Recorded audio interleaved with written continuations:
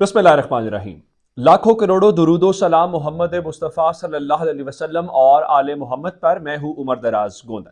रात को इमरान खान ने प्रेस कॉन्फ्रेंस की और प्रेस कॉन्फ्रेंस के बड़े बुनियादी सवालात थे कि ये किसने किया, किसके कहने के ऊपर किया, और इमरान खान ने सारी बातें खोल के रख दी। अब होना तो बुनियादी तौर पर यह चाहिए था कि विफाकी हुकूमत सामने आती और ये कहती इमरान खान गलत बयानी कर रहे हैं, उन्होंने जो डाटा मांगा विफाक के इदारों ने फराहम किया, डीपीओ को कोई इस किस्म के इंस्ट्रक्शंस किसी ने नहीं दी थी, और हकायक के साथ इमरान खान की इन चीजों को झुटला दिया जाता। लेकिन अब इस हवाले से रात को हुकूमत के दो मौक़िफ़ सामने आए। एक, मरियम औरंगजेब की क्या आप वो कहना चाहेंगे पोजीशन है। वो बेचारी तो एक हल्के में अपने में कांस्टर भी नहीं बन सकती, चूंकि मखसूस सीट के ऊपर हैं, और मखसूस सीट के ऊपर भी ऐसी कि मरियम नवाज का व्हाट्सएप का एक मैसेज उनके ऊपर भारी पड़ जाए और उनके एक मैसेज के ऊपर पूरे टीवी चैनल जो है ना वो मुर्गे बन के जो वो चाहती हैं वो करके दिखा दें। और वो फरमा रही थी जी इमरान खान हुकूमत गिराने का जो बयानिया है वो एक शख्स के ऊपर ले आए हैं। इमरान खान ने एक शख्स नहीं हर किरदार के मुतालिक बताया, और इमरान खान बताते थे कि बैरूनी साजिश तब तक कामयाब नहीं हो सकती थी जब अंदरूनी साजिश जो है वो उसमें लोग ना मिलते। और इमरान खान पहले दिन से एक बुनियादी सवाल उठा रहे हैं जिस सवाल के अंदर जवाब सबको पता है। वो कहते हैं कि जो वो वहां से मरासला आया था तो मुल्क का वजीर आजम तो मैं था, और वजीर आजम को तो नहीं कहा जा सकता ना कि आप वजीर आजम को हटाएं, कोई और ही शख्स है जिसको कहा जाएगा कि आप वजीर आजम को हटाएं। तो मुल्क का वजीर आजम जब मैं था तो आखिर कौन था जिसको उस मरासले के अंदर मुखातिब किया गया था। तो वो इमरान खान ने अब जवाब दे दिया, वो शख्सियत कौन सी थी। अब चूंकि वो है नहीं है तो मेरे ख्याल से वो गैर जरूरी हो गई है। दूसरी जानिब जो दूसरा मौकिफ था वो राना सनाउल्लाह की जबानी था। राना सनाउल्लाह ने यानी आप इनकी दीदा दलेरी और बेहिसी या उसको क्या कहना चाहिए कि राना सनाउल्लाह एक तो ये कहते हैं जी कोई शरीफ शख्स इमरान खान को वोट देने के लिए तैयार नहीं। चलिए अगर ये अच्छी बात है, ऐसा है तो फिर आप ये काम कर लीजिए और इलेक्शन की तरफ चले जाइए। लेकिन जो इंपॉर्टेंट उन्होंने बात की है वो ये कहते हैं कि इमरान खान ड्रामा कर रहे हैं, उन्हें कोई गोली नहीं लगी। अब इस सवाल का क्या जवाब दिया जाए। अगर उनको गोली नहीं लगी तो आपकी लीडरशिप ने, आपकी तमाम जो पॉलिटिकल लीडरशिप, आपके जो रहनुमा हैं, उन्होंने इमरान खान की उस वक्त सेहतियाबी और उनके गोली लगने के ऊपर ट्वीट्स क्यों किए थे। अब पहली बात तो यह, वो कहते हैं इमरान खान 2 नंबर आदमी है। सुबहान अल्लाह, ये कौन कहना है? राना सनाउल्लाह फरमा रहे हैं। राना सनाउल्लाह का मसला यह है कि वहां के उनके हल्के के जो सर्वे सामने आ रहे हैं ना उसमें आप अगर नंबर देखें तो इमरान खान को क्यों ना करें। इमरान खान की वजह से वो राना सनाउल्लाह जिन्होंने आबिद शेर अली के वालिद से सुलह की, वो आबिद शेर अली जो राना सनाउल्लाह के ऊपर इल्जामात लगाते हैं, कत्ल के इल्जामात लगाते हैं, उनसे सुलह के बावजूद फैसलाबाद से राना सनाउल्लाह से हार गए। इमरान खान से राना सनाउल्लाह हार गए।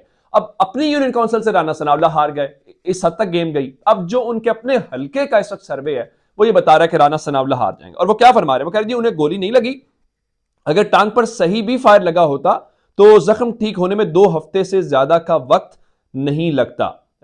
वो कहते हैं जी नवीद के अलावा कोई दूसरा तीसरा मुलजिम नहीं है, जितनी मर्जी तहकीक कर ले, जितनी मर्जी जीआईटी बना ले। तो आप उनको और चैलेंज दे दें, कोई ऐसा मौकिफ कायम कर लें, कोई ऐसा फोरम कायम कर लें कि जनाब आए जी करें। उस तरफ भी तो नहीं आते, वो डाटा मांगते हैं, अब डाटा भी नहीं देते, पता चल जाए वो किस किस के साथ राब्ते में था।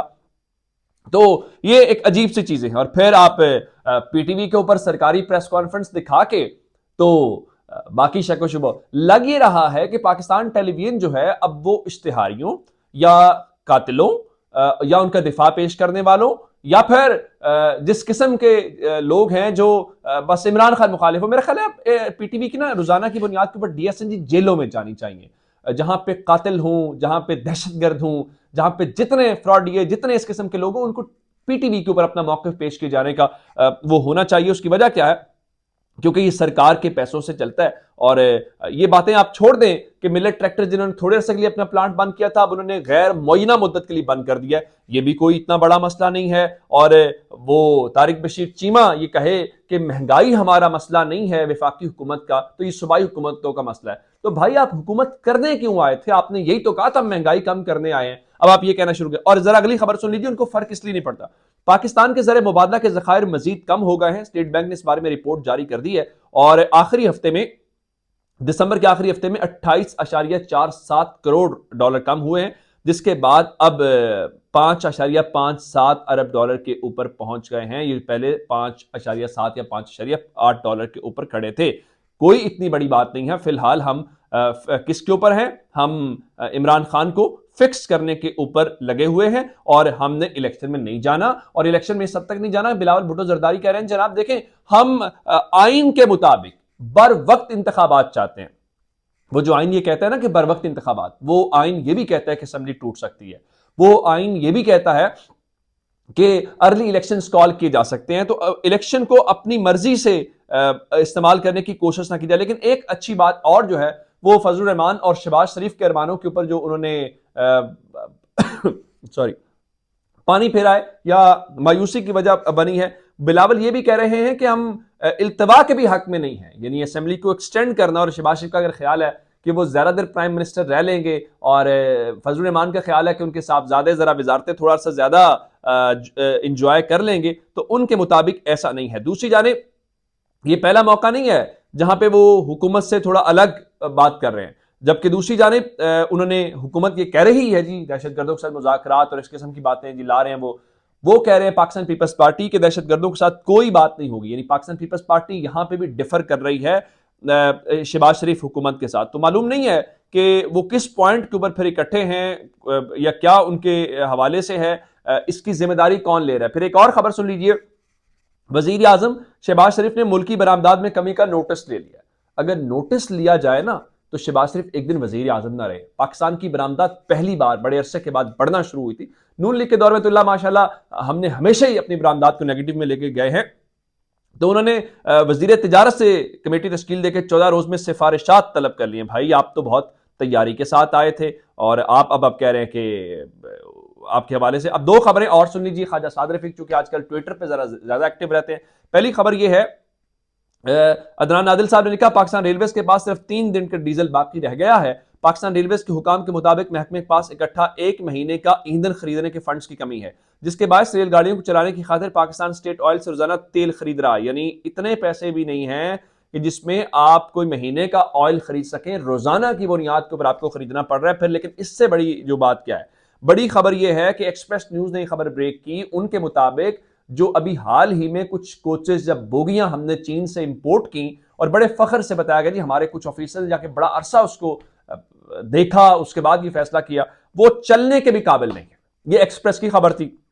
लेकिन उसके बाद महकमा ये बता रहा है जनाब नहीं जी नहीं, नई कोचेस मुकम्मल फिट हैं और ट्रैक पर चलने के लिए तैयार हैं। ऐसी ही बातें कुछ ट्विटर के ऊपर भी कहते हुए नजर आ रहे हैं। अल्लाह करे कि ऐसा ही हो, लेकिन पाकिस्तान में कहा कुछ जाता है और किया कुछ जाता है। लेकिन मैं उम्मीद रखता हूं कि बाहर से चीजें चूंकि आ रही हैं। तो एक खबर और सुन लीजिए, मैंने आपको बताया भी था कि जुनैद सफदर साहब जो मरियम साहिबा के और कैप्टन सफदर के साहबजादे हैं, वो अपनी अहलिया के साथ वापस पाकिस्तान पहुंच गए हैं।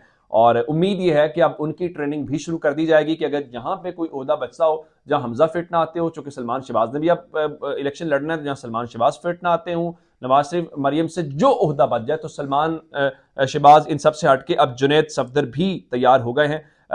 पाकिस्तान और इंडिया का केस बड़ा एक कॉमन सा है। वो बताना ये चाहता हूं कि इंडिया के अंदर अगर कांग्रेस पार्टी, मोदी को फिलहाल छोड़ देते हैं कैसा हुक्मरान है क्या शख्स है, कांग्रेस पार्टी का अगर आपने जवाल स्टडी करना है तो वहां पे सिर्फ और सिर्फ ये विरासती सियासत जो है, मौरूसी सियासत, वही असल उसका जवाल है। तो पाकिस्तान में भी ये जवाल पजीर है। बिलावल की जितनी मर्जी ब्रांडिंग कर ले, आप छोड़ दें टीवी को, आप अपने मोहल्ले में अपने दोस्तों में खुद सर्वे कर लें कि लोग किस बुनियाद के ऊपर वोट करना चाहते हैं। आप इमरान खान को जेल में डालना चाहते हैं, डाल दें। आप इमरान खान को डिस्क्वालीफाई करना चाहते हैं, कर दें। लेकिन इमरान खान का ऑल्टरनेट क्या है वो बता दें इस कौम को, जो उनको नजर नहीं आ रहा। अब जरा इमरान खान की बात हुई है तो एक और बात सुन लीजिए। रात को आजम सवाती साहब उनसे मिलने गए और आजम सवाती साहब बड़े मुस्कुराहट के साथ, तो इमरान खान और आजम सवाती तो वहीं के वहीं खड़े हैं, वो मिल भी रहे हैं, बात भी कर रहे हैं, उनके चेहरे की मुस्कुराहट भी बता रही है। लेकिन जनरल बाजवा कहीं दिखाई, उम्मीद है जनरल बाजवा अपनी गुमनामी इंजॉय कर रहे होंगे और उनको अच्छा लग रहा होगा। इख्तियार छिन जाए तो पहले तो उनके बिहाफ के ऊपर बहुत गम गुस्से का इजहार हो जाता था, बहुत सारी चीजें हो जाती थी, तो अब वो होता हुआ नजर नहीं आएगा। कितने कॉलम्स, कितने मजमून आप लिखवाएंगे। एक खबर जाते जाते जो बीबीसी उर्दू की है, जासूसी और गैर मुल्की खुफिया एजेंसियों को हसास मालूमात फराहम करने का जुर्म साबित होने पर फौजी अदालत से 14 साल कैद बामुशक्कत की सजा पाने वाले पाकिस्तानी फौज के साबिक लेफ्टिनेंट जनरल जावेद इकबाल को 2.5 बरस बाद सजा मुकम्मल होने पर अडयाला जेल से रिहा करें। 14 साल कैद बाद मुशक्कत थी, लेकिन 2.5 साल के बाद ही बताया गया जी उनकी सजा मुकम्मल हो गई है। कुछ अपीलें शपीलें की हुई थी और उनका कंडक्ट बहुत अच्छा था, जिसकी बुनियाद के ऊपर उनको रिहाई मिल गई है। अब इस शख्स के किरदार के ऊपर भी बहस की जा सकती है, नहीं की जा सकती, या सवाल उठ सकता है, नहीं उठ सकता, या नहीं कोई हो नहीं सकता। चलिए, आपको खबर देना मकसूद था, खबर आप तक पहुंच गई। अपना बहुत सारा ख्याल रखिएगा। खुदा हाफिज।